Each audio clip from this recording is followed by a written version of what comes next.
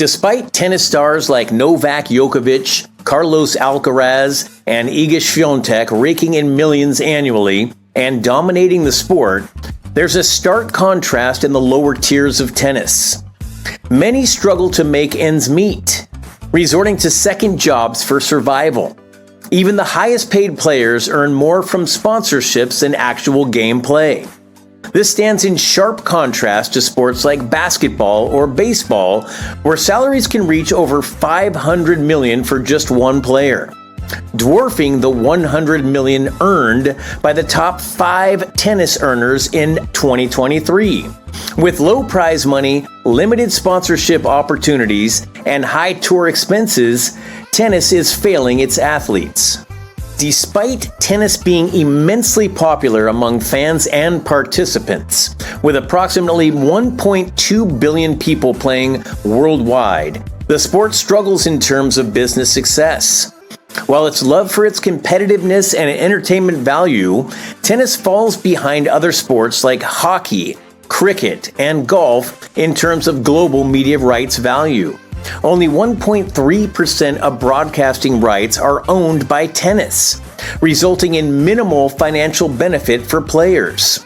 This forces professional athletes to balance their on-court performances with off-court appearances to secure endorsements and sponsorship deals for survival. In contrast to team sports such as basketball and soccer, where professional athletes receive sign-on bonuses and annual salaries just for being part of the team, individual sports like tennis operate on a different payment system. Tennis players earn prize money based on rankings and performance. Before each tournament, the organizers publish prize breakdowns for the winners, runners-up, and semifinalists. The amount a player takes home depends on the tournament's level and the stage at which they exit the competition. For professional tennis players who participated in the 2024 Australian Open, the potential earnings are significant. Just for competing and winning in the first round, a player could gain $80,000. However, when Jannik Sinner reached the finals and became the champion, the prize money skyrocketed to $2.1 million. While this seems like a substantial sum, it's essential to consider the extensive expenses associated with playing on the tour, including traveling costs, training fees, coaching expenses, and maintaining fitness. These costs often result in players barely breaking even, if not running into losses, as they end up spending their own money to sustain their careers. Additionally, prize winnings are subject to taxation depending on the host country's laws, further reducing the take-home amount to roughly 60 to 80% of the initial sum. After accounting for running costs, players typically end up with less than 40% of their earnings from these competitions. In 2018, Noah Rubin, a professional tennis player, competed in 2 Grand Slam tournaments. Despite being ranked 125th on the ATP list, he earned approximately $225,000 in prize money by the end of the season.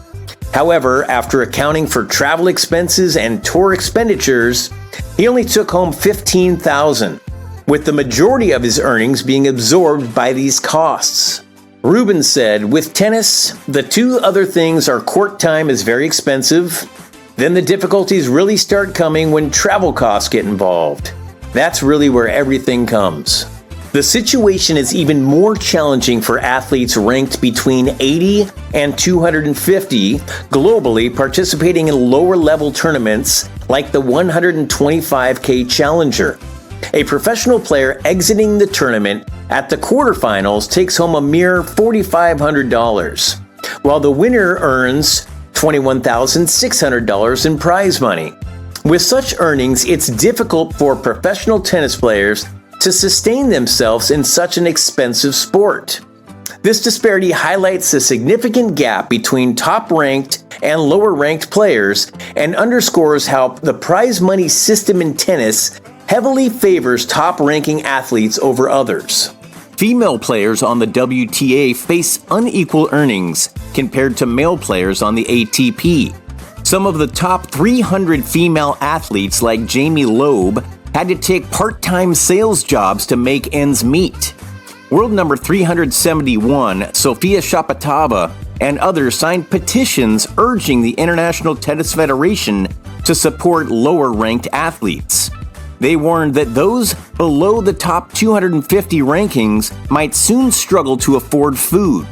Despite tennis being valued at almost $2 billion, only around 100 of its top players are adequately compensated. In 2019, tennis players received just 17.5% of the total revenue generated from major tournaments. Many athletes rely heavily on sponsorships and endorsements to supplement their income due to the inadequate payment system. Unfortunately, lower-ranking players struggle to secure lucrative deals, as big businesses prioritize athletes with higher visibility and social media presence. Top companies like Adidas and Nike often select endorsers from the top 30 tennis players, leaving others in a cycle of financial struggle. Many professional athletes eventually quit the sport due to continuous financial struggles. While it may seem like they simply weren't good enough, the truth is that tennis is unforgiving for those unable to break into the top 100. Years of hard work and competition in hopes of climbing the rankings often yield meager earnings that can't keep up with the sport's demands. Improving requires a full team, including a coach and physiotherapist, which adds to the financial burden. Anxiety and depression often plague these players, leading some to leave the sport they cherish. After 7 years as a professional tennis player, Noah Rubin shares a sobering truth. If you're playing tennis to make a living, you're playing the wrong sport. Josh Baker, who retired from tennis at 26 with a global ranking of 186, experienced this firsthand. Seeing his brother thrive in a financially lucrative career at Morgan Stanley, while he struggled financially, Baker decided to leave tennis and pursue opportunities in the financial sector. Despite years of effort and setbacks due to injuries, he ultimately made the difficult but pragmatic choice to prioritize financial stability over the uncertainties of professional tennis. Tennis's individual nature and fragmented structure contribute to its struggles for players. Unlike team sports with better pay structures, tennis lacks a unified system, leaving athletes to navigate their careers independently. With the conflicting events organized by 7 different entities, including the Grand Slam tournaments, WTA, ATP, and ITF, players face a hectic schedule and extensive travel demands. This leaves them expending considerable effort for comparatively little reward, highlighting the challenges within the sport's capitalistic framework that favors a select few while leaving many players to fend for themselves. This is why Novak Djokovic, the world's top-ranked tennis player, along with professional player Vasek Papasil, co-founded the Professional Tennis Players Association, the PTPA. Their goal is to advocate for tennis players' rights and address the growing disparity between top-ranked and lower-ranked athletes. Through the PTPA's commercial arm, Winners Alliance, they aim to establish a group purchasing program to meet players' basic needs while on tour. Additionally, they plan to create new income streams for players and negotiate better deals on their behalf. This initiative brings hope for positive change and the potential to revolutionize the sport of tennis, offering a chance to save it from its current struggles. Novak said, "We have thousands and 10,000s of players that are competing around the world, and unfortunately only 400 to 500 players, both men and women, singles, doubles, mixed, live from this sport."